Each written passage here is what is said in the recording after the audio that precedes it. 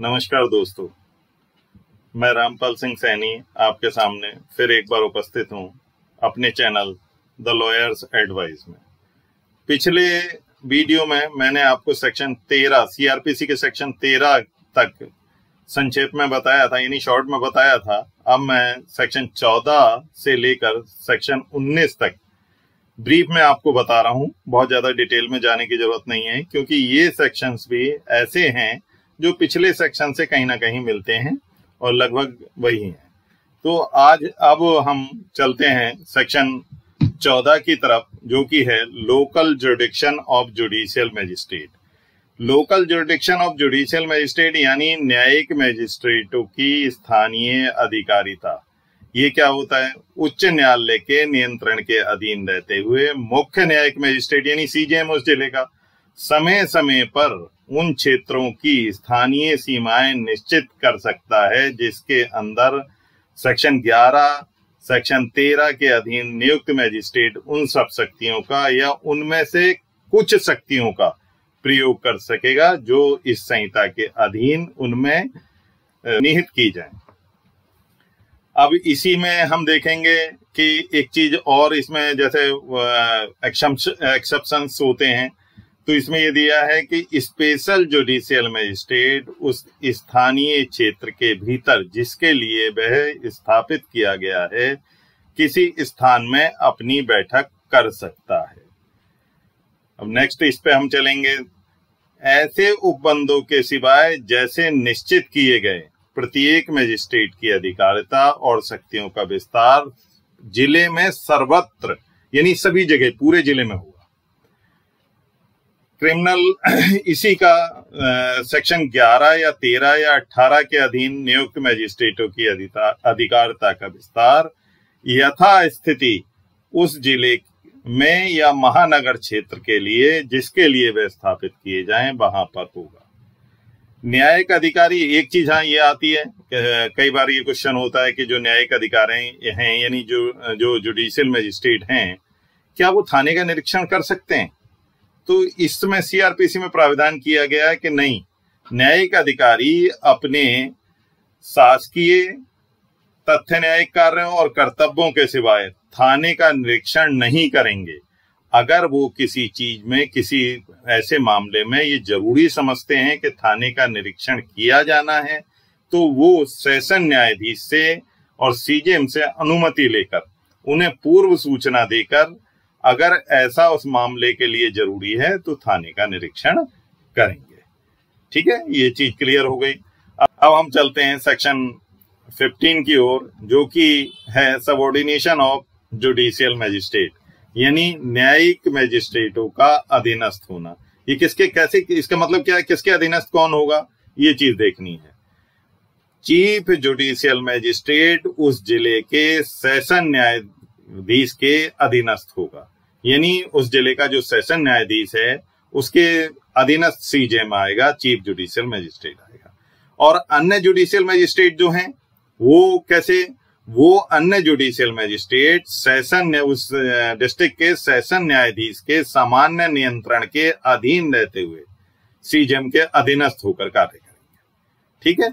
अब इसमें एक चीज और है कि सीजेएम समय समय पर अपने अधीनस्थ मैजिस्ट्रेटों के कार्य वितरण के संबंध में इस सीआरपीसी के संगत नियमों के तहत कोई नियम बना सकता है, आदेश दे सकता है, और उसी के अनुसार एडिशनल चीफ जुडिशियल मैजिस्ट्रेट कार्य करेंगे।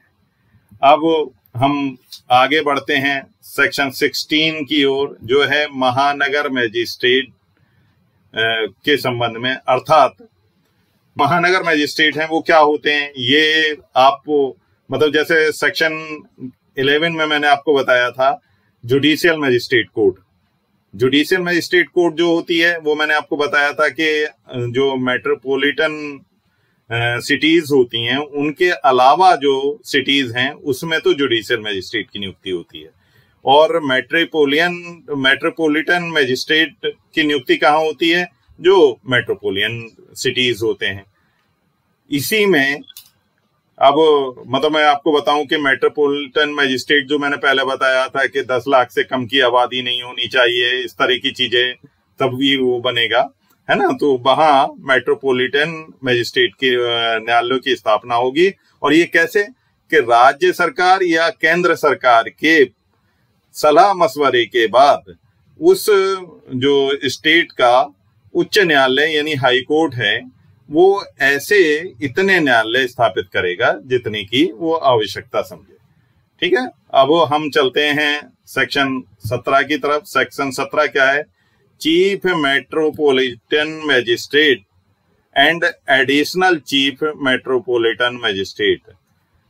ये क्या, जैसे मैंने पहले बताया था सेक्शन 12 में कि सीजेम और एसीजेम के बारे में, यानी चीफ जुडिशियल मजिस्ट्रेट और एडिशनल चीफ जुडिशियल मजिस्ट्रेट, ये जो होते हैं, जो महानगरों के अलावा जो सिटीज होते हैं, उनमें चीफ जुडिशियल मजिस्ट्रेट और एडिशनल चीफ जुडिशियल मजिस्ट्रेट की नियुक्ति होती है।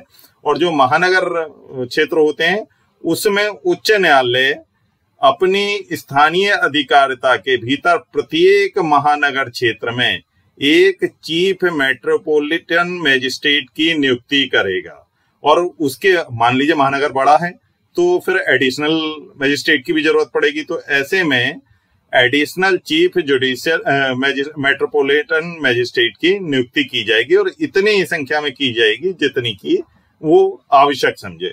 अब आप ये सेक्शन 12 को अगर रिवाइज करेंगे तो आप देखेंगे सेक्शन 12 और सेक्शन 17 एक ही है। सेक्शन 12 जो है वो महानगरों से बाहर के नगरों के लिए है और सेक्शन 17 जो है वो चीफ मेट्रोपॉलिटन मजिस्ट्रेट की नियुक्ति के संबंध में, यानी महानगर की में जो मजिस्ट्रेट होते हैं उनके संबंध में। अब हम चलते हैं सेक्शन 18 की ओर, जो कि है स्पेशल मेट्रोपॉलिटन मजिस्ट्रेट की नियुक्ति के संबंध में। अब ये इसमें जब आप देखेंगे तो सेक्शन 13 को आप देख लें कि सेक्शन 13 में मैंने आपको बताया था स्पेशल जुडिशियल मजिस्ट्रेट की नियुक्ति वो कहाँ थी? वो ऐसे नगरों के लिए थी जो कि महानगर क्षेत्र नहीं है। और अब हम महानगर क्षेत्र की बात कर रहे हैं, इसलिए यहाँ स्पेशल मेट्रोपॉलिटन मजिस्ट्रेट की बात हो रही है। अब कैसे केंद्रीय या राज्य सरकार यानी सेंट्रल गवर्नमेंट या स्टेट गवर्नमेंट अगर अनुरोध करती है तो हाई कोर्ट किसी व्यक्ति को जो सरकार के सरकारी नौकरी पर हो, यानी सरकार के अधीन कोई पद धारण करता हो या वो उस पद से रिटायर हो गया हो, तो अपनी स्थानीय अधिकारिता के भीतर किसी महानगर क्षेत्र के लिए विशेष कार्य के मामलों के संबंध में स्पेशल मेट्रोपॉलिटन मजिस्ट्रेट के रूप में नियुक्त कर सकती है। और वो व्यक्ति भी इस संहिता में जो प्राविधान किया गया है, यानी सीआरपीसी में जो प्राविधान है, उसी के तहत, उसी के नियमों के तहत अपने कार्य संपादित करेगा। और उसे क्या है, वही सब शक्तियां मिलेंगी जैसे जो उस समय स्पेशल कोर्ट गठित करते समय उसे दी जाए या उस मामले के लिए जो जरूरी हो। विशेष महानगर मजिस्ट्रेट, ये जो मजिस्ट्रेट नियुक्त किए जाएंगे इनके ये कहलाएंगे स्पेशल मेट्रोपॉलिटन मजिस्ट्रेट। और एक चीज जैसे उस समय भी मैंने बताया था सेक्शन 13 में भी, इनकी जो नियुक्ति की जाएगी वो एक बार में 1 वर्ष से अधिक के लिए नहीं की जा सकती। ठीक है, यानी जो ये नियुक्त किए जाएंगे वो बस 1 वर्ष के लिए नियुक्त किए जाएंगे।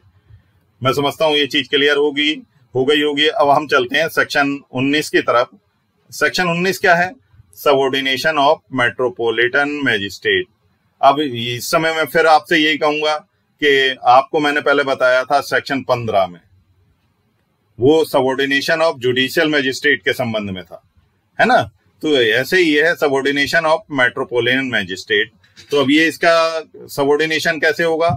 जो चीफ मेट्रोपॉलिटन मजिस्ट्रेट है वो उस जिले के सेशन जज के अधीन होगा।